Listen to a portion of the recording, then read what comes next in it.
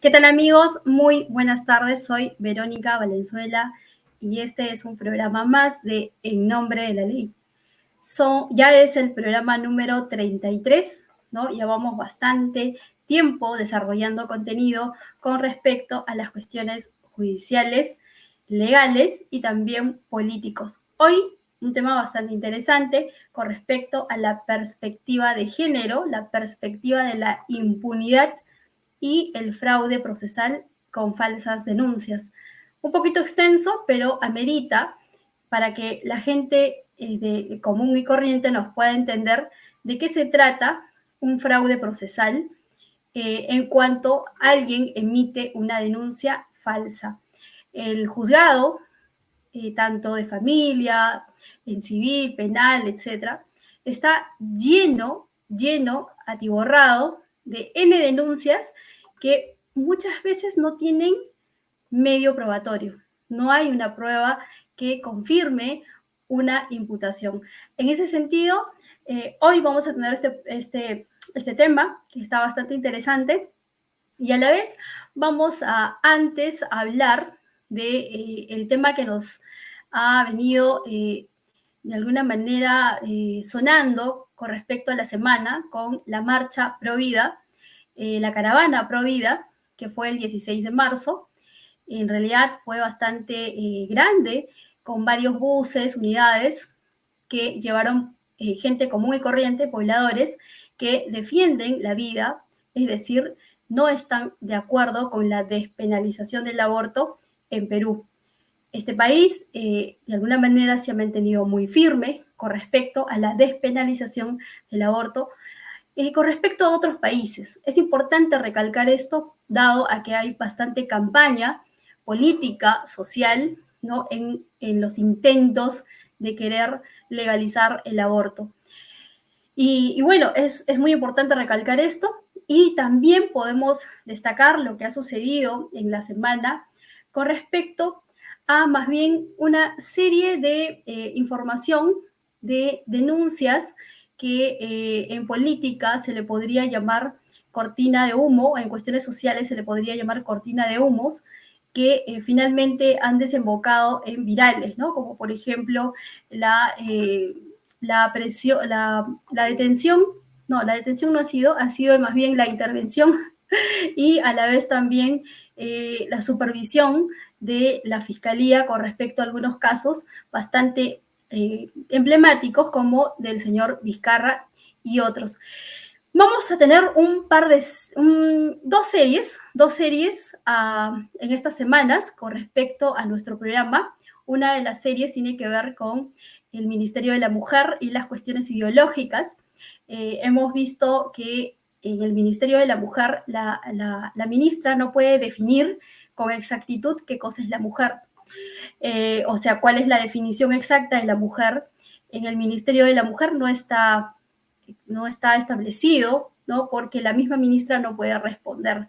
Entonces, eso sucedió en la semana con respecto a una audiencia que tuvo el congresista Alejandro Muñante en cuanto a esta idea, más bien proyecto, desde el Ministerio de la Mujer de crear un sistema de policial, ¿no? Se llama la Policía de la Igualdad, ¿no?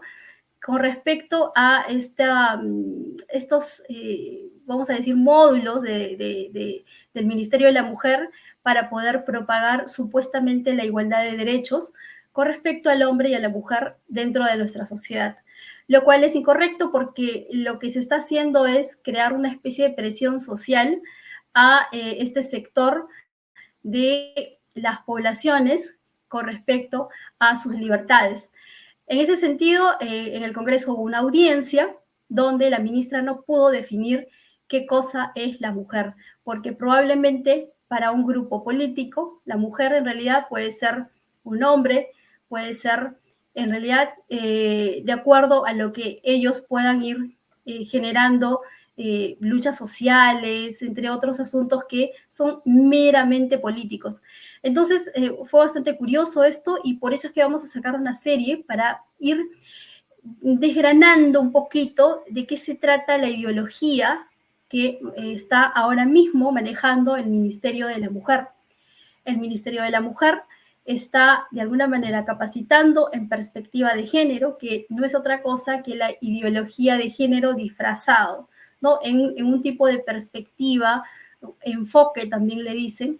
Entonces, en ese sentido, vamos a hacer una serie probablemente de 3 capítulos que contenga información de cómo es que se está creando estas capacitaciones y de qué se trata la ideología, todo este paquete ideológico que viene propagando el Ministerio de la Mujer. Asimismo, vamos a tener también una serie sobre denuncias falsas. En Argentina se está tratando de tipificar el delito de denuncias falsas de género y probablemente esto va a repercutir en la región. Entonces es importante consignar de qué se tratan las denuncias falsas y cómo es que el Poder Judicial, la Fiscalía, va recibiendo un sinfín de denuncias que muchas veces no llegan a sentencia. La mayor prueba de que están utilizando o están instrumentalizando el sistema de justicia para fines personales o fines de venganza o fines de lo que sea, en realidad es que muchas denuncias no llegan a sentencias. Prácticamente el 90% de las denuncias de violencia contra la mujer, violencia de género y estos asuntos no llegan a sentencias, solamente un 10% probablemente. Habría que ver y verificar las cifras con respecto al Poder Judicial para detallar este asunto, pero esto sucede bastante curioso en otros países también. Hace unas semanas nosotros publicamos acá la capacitación de perspectiva de género en el Poder Judicial, donde una capacitadora española, ella, mencionaba que las violencias las denuncias de violencia sexual, o sea, la violencia sexual en sí, denunciado, en realidad llegaba a sentencia solamente un 10%, y el 90% en realidad no llegaba a la sentencia y no subía a una sentencia firme y por lo tanto se quedaba en el camino. Entonces eso nos hace ver de que hay denuncias falsas, la falsedad existe y también está tipificado dentro de nuestro Código Penal, ¿no? Hay distintos tipos de falsedad y habría que también verificar si es que están siendo utilizados por la población, porque parece que en cuanto alguien hace una denuncia falsa con una mentira, dependiendo del grado, en realidad no hay población específica que denuncie esta mentira, salvo tenga consecuencias mucho más graves. En ese sentido, hoy vamos a pasar a nuestra entrevista. Vamos a tener hoy a Edilberto Temoche. Él es abogado, radica en España y litigante, ¿no?, con respecto a procesos penales. Bienvenido, Edilberto. Invitación. ¿Qué tal? Buenas tardes. Bienvenido. ¿Qué tal? Muy bien. Escuchando atentamente todo lo que dices y, bueno, vamos a hablar un poco del tema. Así es. Muchísimas gracias por aceptar la invitación. Hoy vamos a hablar de fraude procesal y qué vinculación tienen con las mentiras que muchas veces los ciudadanos emiten frente al juez o al fiscal. A veces movidos por cuestiones totalmente personales que no podrían implicar tanto daño, pero a veces sí implican daños severos, daños realmente considerables y que muchas veces no son denunciados. Entonces, vamos a empezar primero por definir de qué se trata el fraude procesal y qué tiene que ver con las denuncias falsas, Edilberto. Muy bien. Bueno, el fraude procesal es un delito que está tipificado en el Código Penal peruano, en el artículo 416, y señala que, bueno, lo dice literalmente, el que por cualquier medio fraudulento induce a robar a un funcionario o servidor público para obtener una resolución contraria a la ley, será reprimido con pena privativa de libertad no menor de 2 ni más de 4 años. En evidencia, tú acabas de mencionar de que muchas veces estas denuncias van condicionadas o van motivadas por algún beneficio o algún interés en especial. En evidencia, lo que se puede apreciar de Perú es que estas denuncias o esas acusaciones se descartan cuando hay móviles espurios, es decir, cuando la supuesta víctima denuncia o realiza una acusación en base a una represalia o una venganza. Sin embargo, y ya hablándote del derecho comparado, de la situación comparada, aquí en España se evidencian no solamente móviles espurios que condicionan la voluntad de la víctima en denunciar un hecho respecto al autor, porque muchas veces a este autor ni siquiera lo conocen. Entonces, podríamos ver que estas denuncias, en base a la perspectiva de género, que tú has mencionado, viene por otra finalidad. Básicamente, lo que se puede apreciar aquí es la finalidad de una ventaja, de obtener una ventaja. ¿Cuál es esa ventaja? Si bien es cierto, lo acabas de mencionar, aquí en España, la perspectiva de género es una corriente que está pegando bastante, que es más, en base a esa perspectiva de género, se ha modificado el Código Penal. Se puede ver en materia, por ejemplo, de extranjería, que la persona que denuncia a un ciudadano español o a un residente español por cualquier delito sexual, puede ser por acoso, por ejemplo, esta persona, si es que llegó al país de forma ilegal o llegó como turista, pero finalmente con la intención de quedarse, puede obtener una residencia provisional por ser víctima de un delito de género.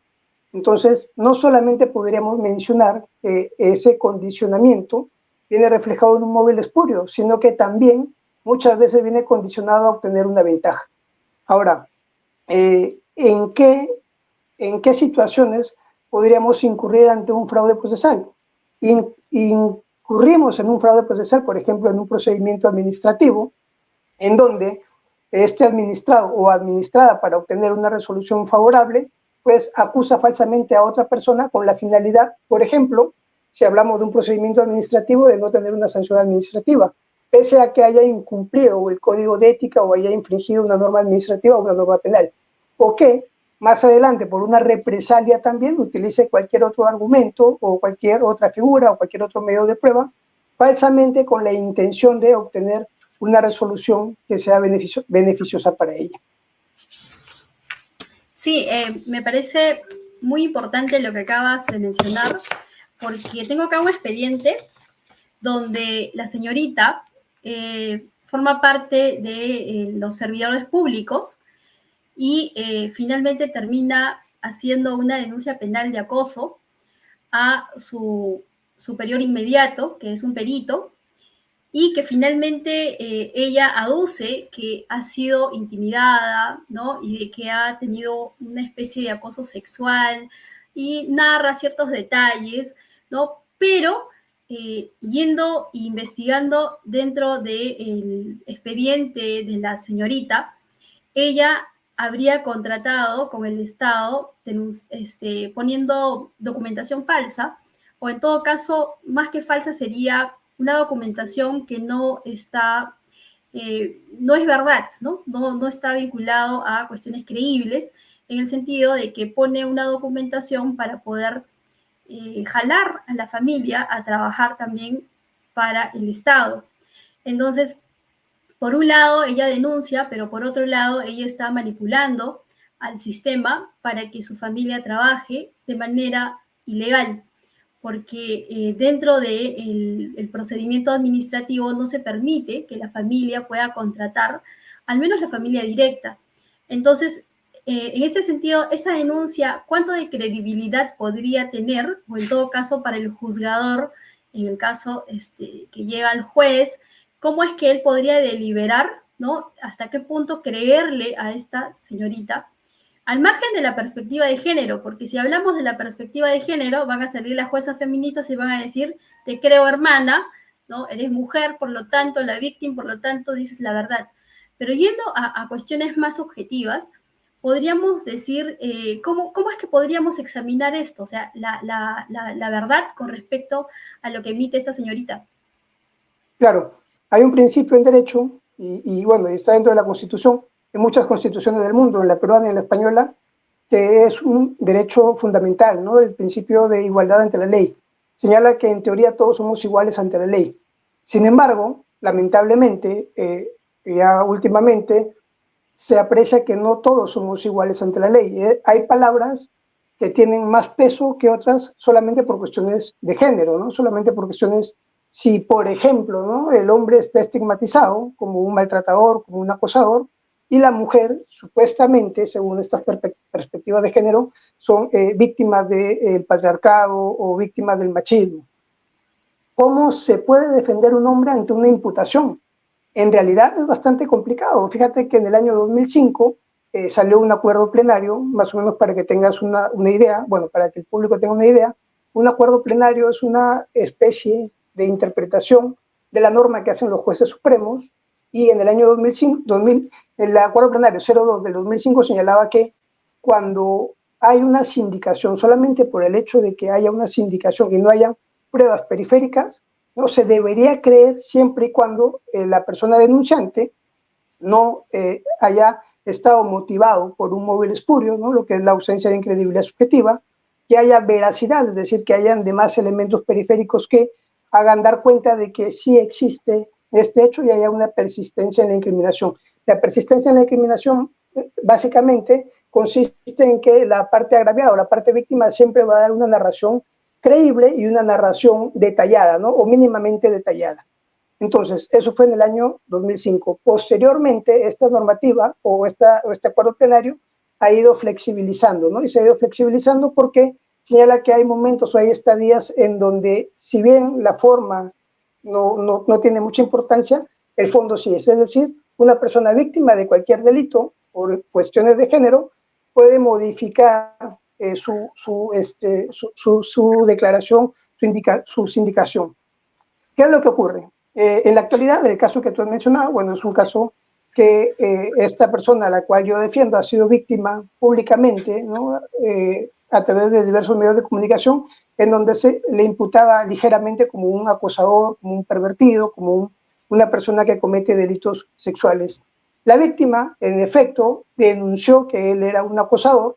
Sin embargo, lo que esta presunta víctima había ocultado es que su hermana trabajaba dentro de esta institución pública, y que, en evidencia, como ya lo han manifestado, no pueden haber dos hermanos trabajando dentro de una propia institución pública. Por eso que este funcionario da cuenta a su inmediato superior y esta persona pues renuncia.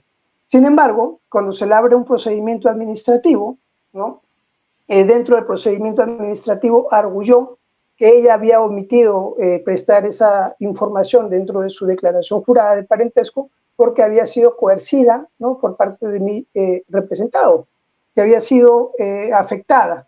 Sin embargo, nunca se recabó la información completa. Es decir, cuando esta persona acusa ante los medios de comunicación y acude directamente ante la fiscal de la Nación del momento, no señala pues de que existía un impedimento legal para contratar. ¿Cómo se defienden estos casos? ¿Cómo es que tú puedes salir airoso ante una imputación de un delito de acoso, ante un delito de tocamientos, podría decirlo, o ante un delito de chantaje o cualquier otro delito, en donde supuestamente la víctima está coercida o la víctima no expresa su voluntad libremente? Pues si es a través de palabra contra palabra, en evidencia nosotros o muchas personas de sexo varón saldrían perdiendo. ¿Por qué? Lamentablemente lo que se puede ver también, y podrían ustedes manifestar en evidencia, es que el Poder Judicial muchas veces, ¿no?, se vanagloria de las sentencias, ¿no?, son condenatorias, ¿no? Dice, el Poder Judicial condenó, ¿no?, el Poder Judicial condenó a tantos años. Y precisamos que las penas que tenemos nosotros en Perú son penas muy altas, ¿no? Pero no podemos decir que el Poder Judicial en muchas ocasiones emite comunicados absolviendo a personas que también tienen derecho al honor, ¿no?, que también tienen una familia, que también tienen cargos públicos, que también tienen altas perspectivas, ¿no?, expectativas. Eso en evidencia no Gilberto, podemos ver, en este o de caso, un juez. Sí, ujú, dime. en este caso, para que puedas continuar, en este caso en específico, ¿qué pruebas materiales presenta la señorita? Es decir, por ejemplo, en el caso de Marcela Porier, que fue bastante sonado en Lima, y contra el profesor Jaime Castillos. O sea, la única prueba era su palabra y ciertos testigos que inclusive nunca se presentaron o lo hicieron por carta, y al final, obviamente, la denuncia nunca llegó a una sentencia, sino se archivó, ¿no?, contra el profesor Jaime, y él pudo hacer la denuncia, perdón, la demanda de difamación contra la señorita Marcela Porier, y fue sentenciada. Ahora, la pregunta sería, en este caso en específico, ¿cómo es que de alguna manera están valorando las pruebas? Es decir, ¿hay pruebas materiales? Bueno, de ese proceso, que es otro proceso, un proceso penal que se está siguiendo aparte, no podría ahondar porque en evidencia es un proceso que todavía está, actualmente se está desarrollando y que todavía no llegamos a la etapa de juicio. Sin embargo, si habla de pruebas directas, en evidencia no hay pruebas directas. Lo que sí hay son contradicciones. Por ejemplo, se recabó una entrevista única en Cámara Gesell, ¿no?, en donde al preguntársele qué es lo que había ocurrido, esta persona da una manifestación contraria a la utilizada en un procedimiento administrativo en donde se le iba a sancionar. Entonces hay que tener muy en cuenta la calidad también del testimonio, ¿no? Si tú me precisas si hay una prueba directa, pues en evidencia no hay prueba directa, lo que son simples meras acusaciones y por el solo hecho de ser mujeres, o que el presunto acosador es un personaje público y que ocupaba un alto cargo de dirección.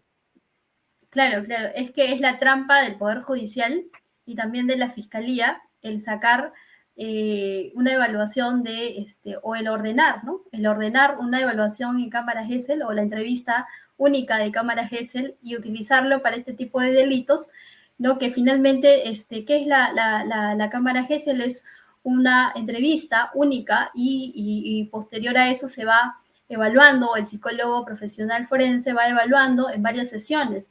Entonces, con eso, eso no es una prueba material del delito de acoso. Lo que podríamos manifestar como prueba material podría ser un audio, un video, ¿no? Algo en concreto, ¿no? No sé, medicina legal, ¿no?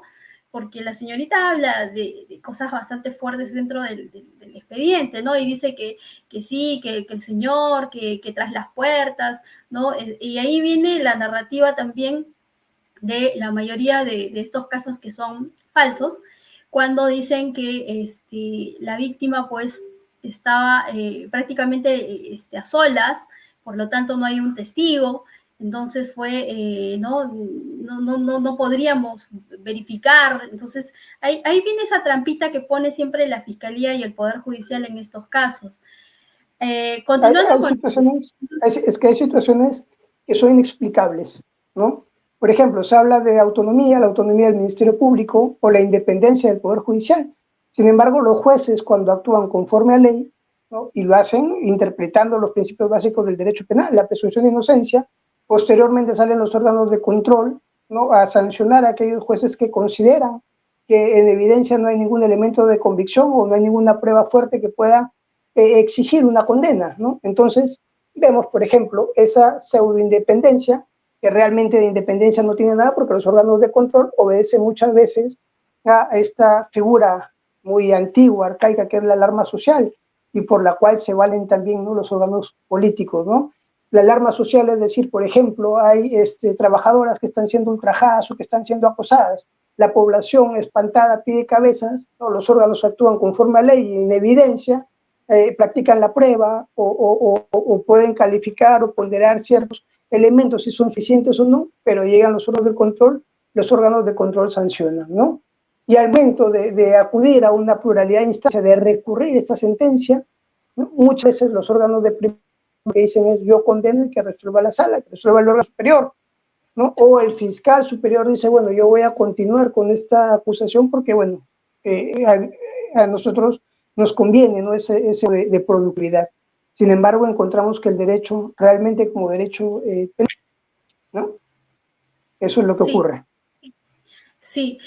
También quería consultarte con respecto a este tema del fraude procesal.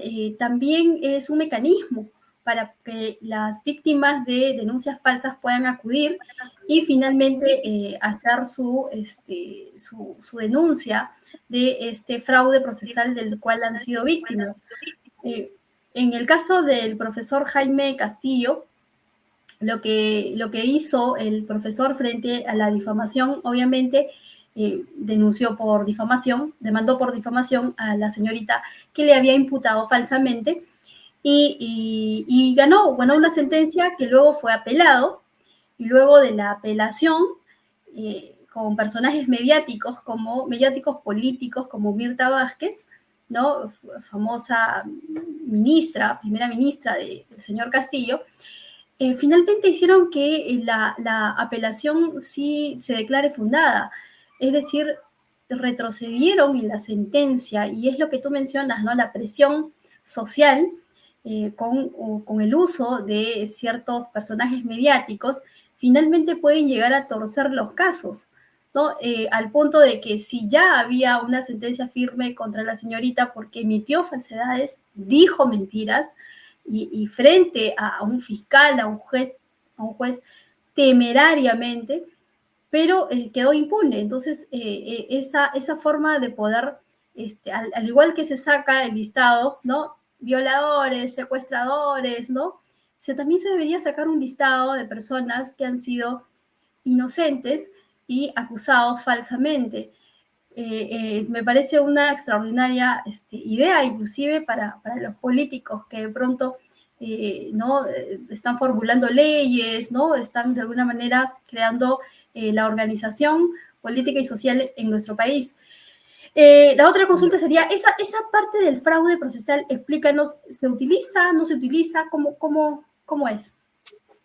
A ver, podemos encontrar diversas cosas, ¿no? Cómo una persona puede tomar represalias contra, si vamos al caso hipotético, ¿no? Contra un varón, ¿no?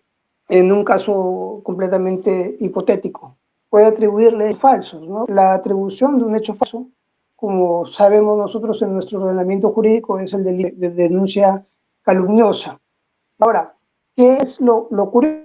¿No? Lo curioso es que nuestro Código Penal es un Código Penal bastante desproporcionado. ¿Por qué?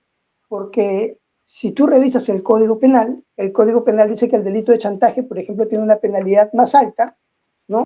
Es una penalidad, no menos de 3 ni 6 años, mientras que quien denuncia calumniosamente, sabiendo que los hechos son falsos, sabiendo que el denunciado no ha cometido el delito o no se le puede atribuir a él porque no lo llegó a cometer, tiene una penalidad no más de 3 años. Y como bien sabemos, una penalidad no más de 3 años, en primer lugar, es una penalidad que por su mínima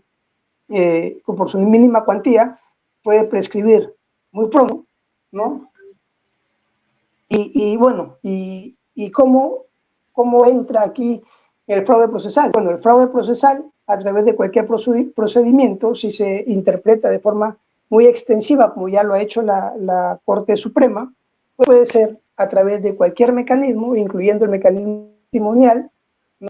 En donde la supuesta víctima podría señalar o podría falsificar la prueba o podría dar una información falsa con la finalidad que en cualquier procedimiento, sea un procedimiento de familia, sea un procedimiento civil, sea un proceso penal, pueda obtener una resolución favorable. Es algo muy frecuente, sí, lamentablemente es algo muy frecuente. Pero ¿qué es lo que ocurre?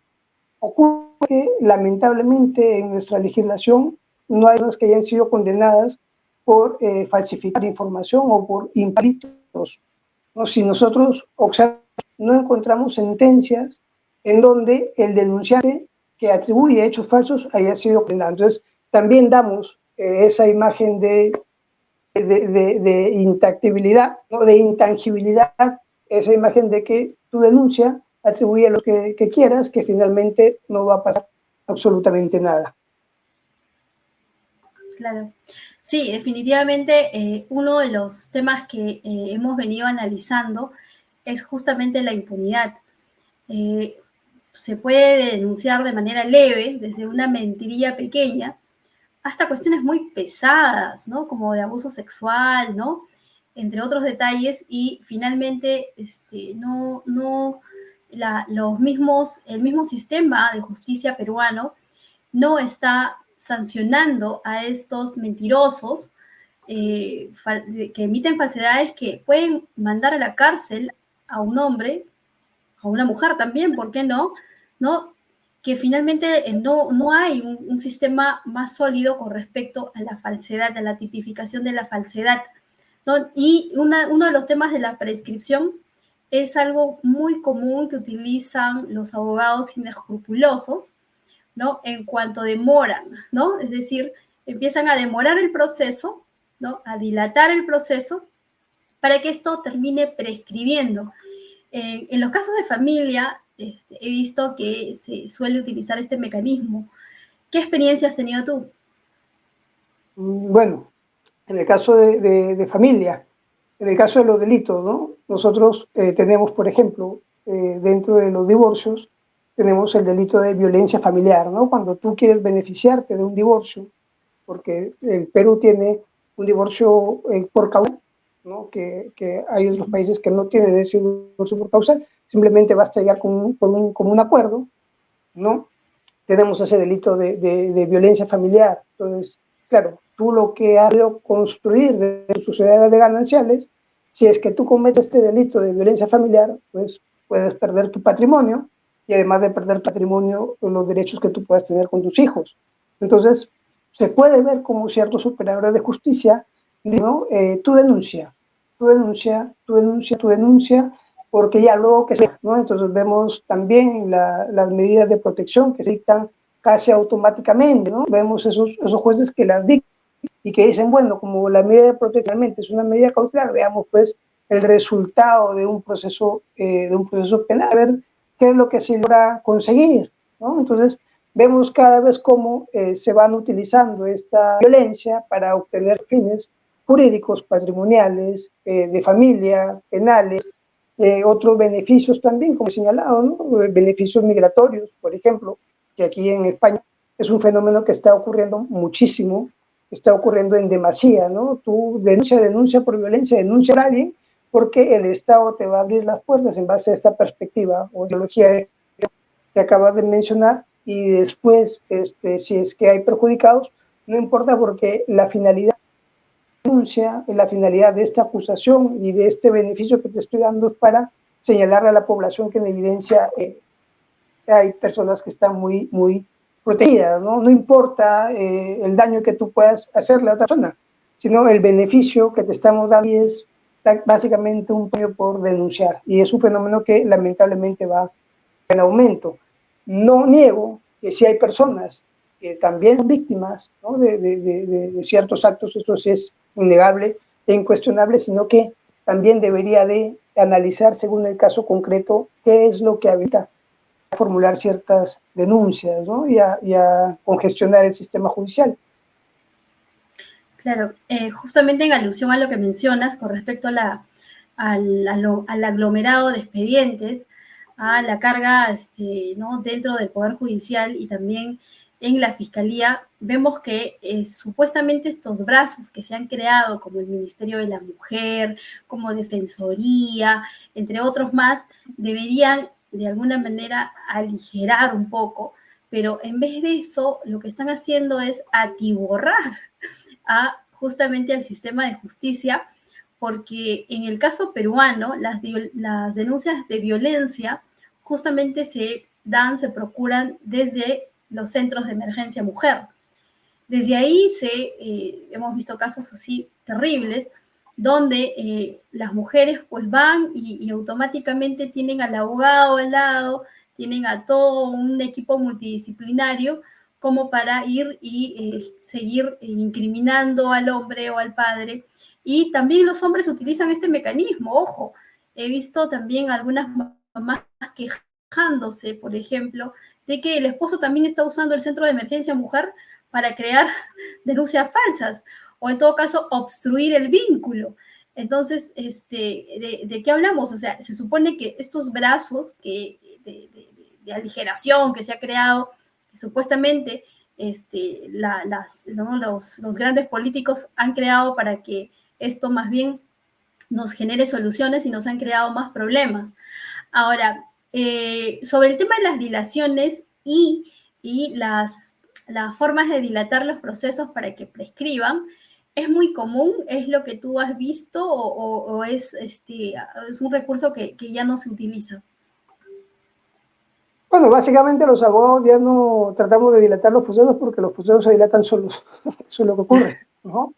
O sea, si revisamos la agenda judicial de cualquier abogado, podemos ver, por ejemplo, que ya están programando fechas de audiencia para el año 2025, ¿no? Entonces, claro, dilatar un proceso es una actitud que no lo hace un abogado ético, ¿no? Sin embargo, también señalamos desde esta tribuna, desde esta posición, que como abogados litigantes nosotros no podríamos adelantar los procesos porque quien tiene el monopolio de la acción penal es el fiscal, ¿no? Quien tiene que conducir una investigación respetando también los principios procesales, la garantía de los derechos humanos, las garantías procesales es el fiscal. Entonces, esa situación en donde uno puede dilatar un proceso básicamente es un hecho que no puede coincidir actualmente con la realidad porque, como lo he señalado, es el fiscal quien muchas veces, lamentablemente también por la saturación de casos que lleva, ¿no? Por la complejidad de los casos, por la escasez de los recursos que le pueda conceder el Estado, pues los procesos muchas veces tienden en prescribir. Entonces, las dilaciones básicamente ya no es una figura que nosotros como abogados podamos usar para dilatar, sino para exigir como derecho también que una acción penal ya no tenga resultado porque simplemente se le pasó los plazos al fiscal. Claro, sí, efectivamente. Sí, es muy curioso lo que mencionas, porque en realidad ahora en el Poder Judicial se programan de manera tan seguida y a la vez también tan distante que no hay forma de que el abogado plantee una estrategia de dilación, sino que ya de por sí el proceso va a durar tantísimo que va a terminar prescribiendo. Entonces, es el caso de estos delitos como de falsedad, que finalmente nunca tienen castigo justamente por eso, porque en el mismo lapso, ¿no? En el tiempo que se ha dado el proceso, es tan extenso que finalmente el abogado tiene ese inconveniente, ¿no? Bien, para cerrar, lo último, y si podrías mencionar tus redes y cómo te contactan para que finalmente puedas defender, pues, ¿no? A hombres, mujeres que se Bueno, metan muy en bien. problemas. Bueno, gracias, Verónica. Simplemente con una reflexión, claro, en el caso de una absolución, lo que se puede ver es que se ha mancillado la honorabilidad de una persona y como premio se puede tomar que esa persona no va presa, ¿no? Pero no conozco casos en donde el Estado haya tenido que indemnizar a aquella persona que ha sido estigmatizada, que ha perdido su trabajo, su familia, que ya tiene un antecedente, sino un antecedente que se pueda rehabilitar no extinguir, pero sí un antecedente social, porque tú buscas un nombre por internet y vas a encontrar ahí todas las denuncias que tuvo, denuncias que no llegaron a puerto. Entonces, no se ve eso, ¿no? Se ve que la satisfacción finalmente es no pisar la cárcel, pero que no el Estado se hace responsable de esa mala administración de justicia, de ese error, ¿no? De esa falta de filtro para evitar que casos tan fáciles de advertir que no constituyen delito, pues pase a juicio. Ahora, respecto a mis datos, ya tengo mi página web, www.tembas, con v, tembasitoar.es. Contamos con un despacho aquí en España, en la ciudad de Málaga, uno en la ciudad de Chiclayo y otro en la ciudad de Lima. Bueno, a través de esa página podrían encontrar mis datos, ¿no? Podríamos tener una vinculación. Ok, muchísimas gracias. Ha sido Edilberto de Moche desde España. Él se conectó desde España. Muchísimas gracias.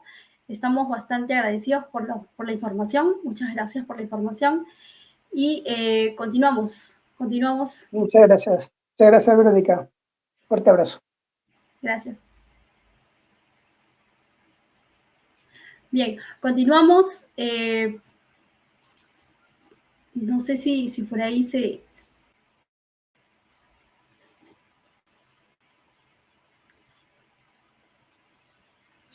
Muy bien, ha sido Edilberto Temoche desde España en una conexión para En Nombre de la Ley, justamente tratando el tema del acoso.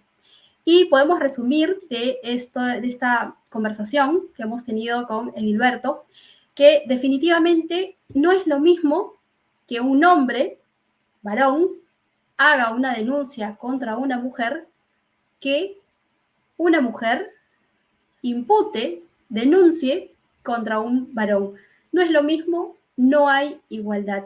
Ni en España, ni en Perú, ni en Argentina, al parecer, esta perspectiva de género o esta ideología finalmente ha empapado prácticamente a gran parte del mundo. Es importantísimo recordar entonces que debemos de dar una mirada más bien a la legalidad, más bien al raciocinio y a la coherencia en torno a las cuestiones de justicia y en especial en este país donde ya hay mucho problema con respecto a la corrupción, con respecto a un sistema totalmente demagógico, burocrático, y necesitamos dinamizar y necesitamos limpiar las ideologías de nuestro sistema de justicia. En ese sentido, también podemos afirmar que definitivamente de esta conversación podemos deducir que el acoso y los distintos delitos en realidad son tratados de manera diferenciada, conforme inclusive lo mencionó en una charla que dio la misma exfiscal Patricia Benavides y entre otros más que son o forman parte del sistema de justicia peruano, del sistema fiscal, judicial, que han definido y han determinado que en este país tiene que haber un sistema diferenciado. Diferenciado significa que vamos a tratar de manera distinta, eludiendo la igualdad ante la ley. Eso es un tema bastante grave porque en cuanto un hombre o una mujer es denunciado, por ejemplo, de cuestiones de delitos sexuales, de cuestiones de acoso, de violencia, puede terminar en la cárcel si es que el proceso ha sido trastocado por ideologías y finalmente trastocado también por este sistema capacitado por perspectiva de género. Habíamos explicado en los anteriores programas que es muy importante que podamos revisar nuestro sistema de justicia y verificar qué delitos están ahora mismo vinculados a estas nuevas ideologías, a este nuevo progresismo que se ha de alguna manera impregnado dentro del sistema de justicia y hay que revisarlo, hay que removerlo y si es que es necesario extraerlo. Es el caso de la Ley 3036-4, como habíamos mencionado ya en los anteriores programas, que especifica un favoritismo y beneficios adicionales a la mujer en cuanto está en un litigio de violencia. Ahora, el tema de la credibilidad está totalmente verificado en nuestro Código Penal, está totalmente establecido que podemos nosotros hacer uso del fraude procesal, que es un tipo penal en cuanto nosotros hemos sido acusados falsamente. Pero dentro del sistema también hay ciertos requisitos y justamente porque queremos hablar de esto de manera más profunda y probablemente con más detalle, vamos a realizar una serie de denuncias falsas justamente porque también la población requiere información en cuanto hay un familiar, un conocido, que ahora mismo está siendo denunciado de violencia familiar, de violencia psicológica, entre otros tipos penales que podrían prácticamente llevarlos a la cárcel o en todo caso generarles un desgaste terrible en un proceso penal donde no solamente se van a desgastar emocionalmente, sino económicamente, porque hay que defenderse. Y también vamos a tener una serie con respecto a la ideología que propaga el Ministerio de la Mujer. Hoy en nuestro país tenemos una disputa terrible en la clase política. Hay un tira y afloja con respecto al imponernos este tipo de ideologías, como por ejemplo el de género, porque hay un afán de parte de los ministerios que ni siquiera ya desean consultar con el Congreso, sino vía decreto desean imponernos prácticamente operadores o sistemas de brazos políticos que vigilen esta ideología como es el oficial de la igualdad. Recordemos que en España el Ministerio de la Mujer se llama el Ministerio de Igualdad. Cambió ese nombre justamente por un tema ideológico.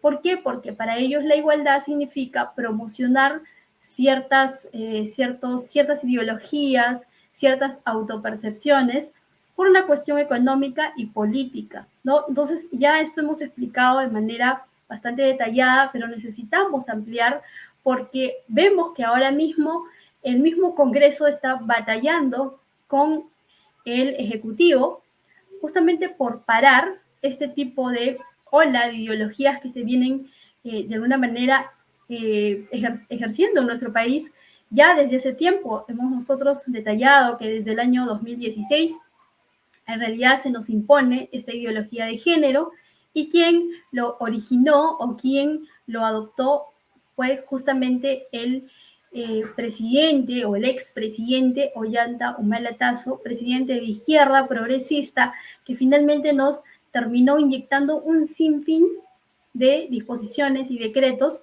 que tenían este corte ideológico y hasta la fecha ha ido germinando, al punto de que ahora vemos expedientes totalmente contaminados de esta desigualdad ante la ley, porque no hay igualdad con estas perspectivas de género.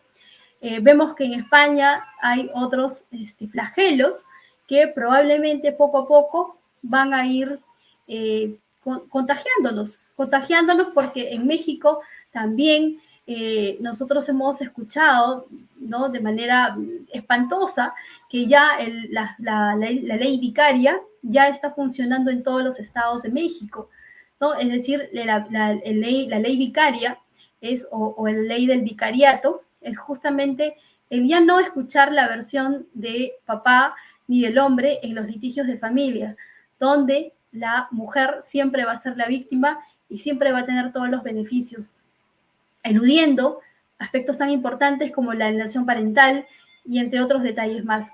Entonces, vamos a tener estas dos series que me parece sumamente importante y también el poder ampliar estos detalles y por qué nos preocupa nuestra población, por qué nos preocupa finalmente lo que están haciendo dentro de la clase política, porque tarde o temprano a alguien de nuestros conocidos o de nuestra familia le va a afectar, porque de pronto alguien se va a tener que separar de su pareja y si la otra parte no es saludable, no es sana emocionalmente, puede utilizar el sistema de justicia para finalmente vejar, para finalmente maltratar, violentar a la otra parte y aún peor si hay niños de por medio. Entonces, eso sería todo por bueno, hasta la próxima semana, miércoles 5 de la tarde. No se olviden, 5 de la tarde todos los miércoles tienen una cita con nosotros en nombre de la ley. Ya Oriel se va a poner de alguna manera, va a conectarse ya desde la próxima semana. Justamente ha tenido un pequeño lapso, ¿no?, de tiempo que de pronto no ha podido, por cuestiones mayores, el estar acá con nosotros, pero a partir del otro miércoles ya se conecta y finalmente todos vamos a tener el agrado de poder ver estas dos series, ¿no?, que se vienen en varios capítulos con respecto a las denuncias falsas y también a la gran noticia que nos ha remecido esta semana sobre lo que hay detrás del Ministerio de la Mujer. Lo que hay, lo que propaga el Ministerio de la Mujer es pura doctrina ideológica, feminista, al igual que el Poder Judicial. habría que preguntarle también a las juezas del Poder Judicial cómo definen a las mujeres, para poder darnos cuenta que en realidad hay toda una capacitación sumamente feminista, radical, dentro de los estamentos del Estado peruano. Eso sería todo por hoy. Hasta el próximo miércoles.